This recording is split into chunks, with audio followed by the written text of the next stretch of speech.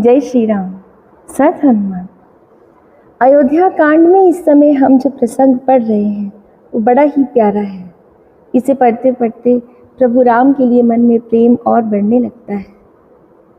One के मार्ग में राम जिन रास्तों से होकर गुजरते हैं वहाँ के लोग राम से जुड़ते चले जाते हैं, उन्हें अपना परिवार बनाते जाते हैं। तो रास्ते में एक गांव के लोग राम से आग्रह करते हैं कि उनके यहाँ बरगद का एक पेड़ है, उसके नीचे कुछ देर के लिए वे तीनों विश्राम करें। राम उनका आग्रह मान लेते हैं और राम लक्ष्मण सीता बरगद के पेड़ के नीचे कुछ देर के लिए आराम करने के लिए बैठ जाते हैं। जितनी देर वे वहाँ विश्राम कर रहे हैं, गांव के लोग बड़े खुश हैं, उन्हें देख रहे हैं। कोई उन्हें हवा कर रहा है, कोई उनके लिए पानी लेकर आ रहा है। और जब थोड़ी देर विश्राम करने के बाद वे तीनों वहाँ से उठकर चले जाते हैं तो गांव के लोग बड़े दुखी हो रहे हैं। और जब वे दुखी हो रहे हैं तो उन्हें विधाता पर क्रोध आ रहा है। वे ईश्वर को डांट रहे हैं, परमात्मा को डांट रहे हैं, विधाता को डांट रहे हैं। और इतनी प्यार भरी वो डांट है, जितनी प्यार भरा वो दृश्य होता है जब एक छोटा सा बच्चा अपने पिता की गोद में चढ़कर उसके बाल नोच लेता है, उसकी मूछें नोच लेता है। तो पिता को अपने बच्चे पे क्रोध नहीं आता, उसकी इस हरकत पे उसे और ज़्यादा प्यार आता है। तो उतने ही प्यार और अधिकार से गांव के लोग विधाता को डांट रहे हैं। तो ये प्यार भरा प्रसंग इतने ही प्यार से और रस लेकर सुनेंगे तो आपको और आनंद आएगा। वे लोग विधाता पर नाराज होते हुए कहते हैं, निपट निरंकुश निठुर निसंको, अर्थात निरंकुश बिल्कुल स्वतंत्र, निठुर निर्दयी और निशंक अर्थात निडर है। अर्थात विधाता को कौन डांटने वाला है, कोई रोकने टोकने वाला नहीं है। तो वो अपनी मनमर्जी से कुछ भी कर देते हैं और उनके सारे काम उल्टे हो रहे हैं, पर उन्हें किसी का डर नहीं है, इसलिए वे करते चले जा रहे हैं। वे कहते हैं कि चंद्रमा को रोगी बना दिया है, इतना सुंदर चंद्रमा विधाता ने रोगी बना दिया, उसे कलंकी बना दिया।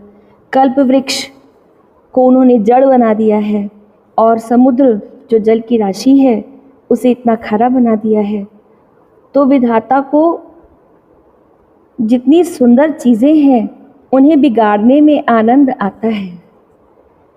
इसीलिए उसी विधाता ने इन राजकुमारों को भी वन में भेज दिया है।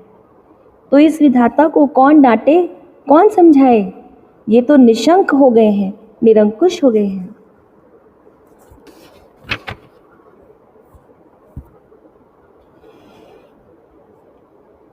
जो मागा पाई विधि पाही, ए रखिए ही सखी आखी हुमाही।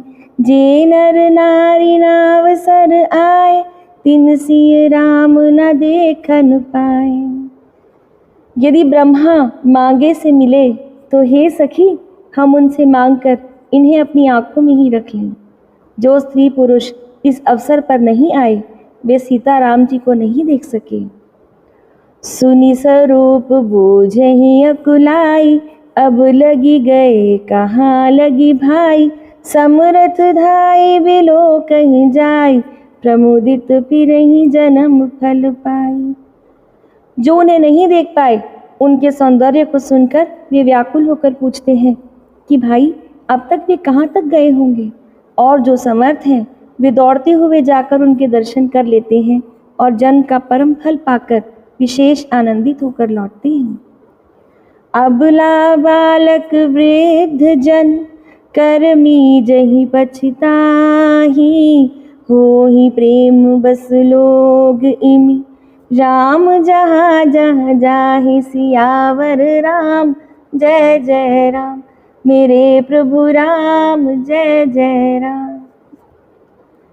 गर्भवती, प्रसूता इत्यादि अबला स्त्रियां, बच्चे और बूढ़े जो राम के दर्शन नहीं पा सके हाथ मलते और पछताते हैं। इस प्रकार जहाँ जहाँ श्री राम जी जाते हैं वहाँ वहाँ लोग उनके प्रेम के वश में होते जा रहे हैं। गाँव गाँव अस होई आनंदो, देखी भानुकुल कैरव चंदो। जे कछु समाचार सुनि पावहि, ते नृप रानी ही दोष लगावहि। कहीं एक अति भल नर नारु, दीन हमहि जोई लोचन लाहु। कहीं परस्पर लोग लोगाई, बातें सरल स्नेह सुहाई। ते पितु मातु धन्य जिन जाय, धन्य सो नगर जहाँ ते आए। धन्य सो देश सैल बन गाँव, जहाँ जहाँ जाहि धन्य सोई ठाव। सुख पायऊ बिरंचि रचिते ही, एजहि के सब भांति सनेही। राम लखन पति कथा सुहाई, रही सकल मग कानन छाई। एहि विधि रघुकुल कमल रवि, मग लोगह सुख देत। जाहि चले देखत विपिन, सिय सौमित्री समेत सियावर राम। जय जय राम मेरे प्रभु राम, जय जय राम। सूर्यकुल रूपी कुमुदिनी के प्रफुल्लित करने वाले चंद्रमा स्वरूप श्री रामचंद्र जी के दर्शन कर गांव गांव में ऐसा ही आनंद हो रहा है। जो लोग वनवास दिए जाने का कुछ भी समाचार सुन पाते हैं, वे राजा रानी दशरथ कैकेयी को दोष लगाते हैं। कोई एक कहते हैं कि राजा बहुत ही अच्छे हैं, जिन्होंने हमें अपने नेत्रों का लाभ दिया। स्त्री पुरुष सभी आपस में सीधी स्नेह भरी सुंदर बातें कह रहे हैं। वे कहते हैं वे माता पिता धन्य हैं जिन्होंने इन्हें जन्म दिया। वो नगर धन्य है जहाँ से ये आए हैं। ते पितु मातु धन्य जिन जाए, धन्य सो नगर जहाँ ते आए। धन्य सो देश सैल बन गाँव, वह देश पर्वत वन और गांव धन्य है। जहाँ जहाँ जाहि धन्य सोई ठाव, और वही स्थान धन्य है जहाँ जहाँ ये जाते हैं। ब्रह्मा ने केवल उसी को रचकर सुख पाया है जिसके ये श्री रामचंद्र जी सब प्रकार से स्नेही हैं। अर्थात जो राम से प्रेम करे, राम जिससे प्रेम करे, केवल उसी की रचना करके ब्रह्मा जी को सुख प्राप्त होता है। पथिक रूप श्री राम लक्ष्मण की सुंदर कथा सारे रास्ते और जंगल में छा गई है। रघुकुल रूपी कमल के खिलाने वाले सूर्य श्री रामचंद्र जी इस प्रकार मार्ग के लोगों को सुख देते हुए सीता जी और लक्ष्मण जी सहित वन को देखते हुए चले जा रहे हैं। आगे राम लखन बन पीछे, तापस बेश विराजत काछे। उभय बीच से सोहति कैसे, ब्रह्म जीव बिच माया जैसे। आगे श्री राम जी हैं, पीछे लक्ष्मण जी सुशोभित हैं। तपस्वियों के वेश बनाए दोनों बड़ी ही शोभा पा रहे हैं। दोनों के बीच में सीता जी कैसी सुशोभित हो रही हैं, ब्रह्म जीव बिच माया जैसे, जैसे ब्रह्मा और जीव के बीच में माया। बहुरी कहूँ छवि जैसी मन बसे, जनु मधु मदन मध्य रति लसे। उपमा बहुरी कहूँ जिय जोही, जनु बुधु बिचु बिचु रोहि निसोही। उपमा बहुरी कहूँ जिय सोही, जनु बुधु बिधु बिचु रोहि निसोही। फिर जैसी छवि मेरे मन में बस रही है उसको कहता हूँ। मानो वसंत ऋतु और कामदेव के बीच में रति, कामदेव की स्त्री शोभित हो।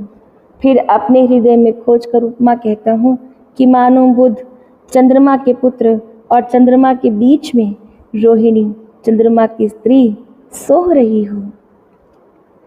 प्रभु पद रेख बीच बिच सीता, धरती चरण मग चलती सभीता। सिय राम पद अंक बराए, लखन चलई मग दाहिन लाए। प्रभु श्री रामचंद्र जी के जमीन पर अंकित होने वाले दोनों चरण चिन्हों के बीच बीच में पैर रखती हुई सीता जी कहीं भगवान के चरण चिन्हों पर पैर न टिक जाए, इस बात से डरती हुई मार्ग में चल रही हैं। और लक्ष्मण जी मर्यादा की रक्षा के लिए सीता जी और श्री रामचंद्र जी दोनों के चरण चिन्हों को बचाते हुए उन्हें दाहिने रखकर रास्ते में चल रहे हैं। राम लखन सिय प्रीति सुहाई, बचन गोचर किमि कही जाय। खग मृग मगन देखी छवि होहि, लिए छोर चित राम बटोही। श्री राम जी, लक्ष्मण जी और सीता जी की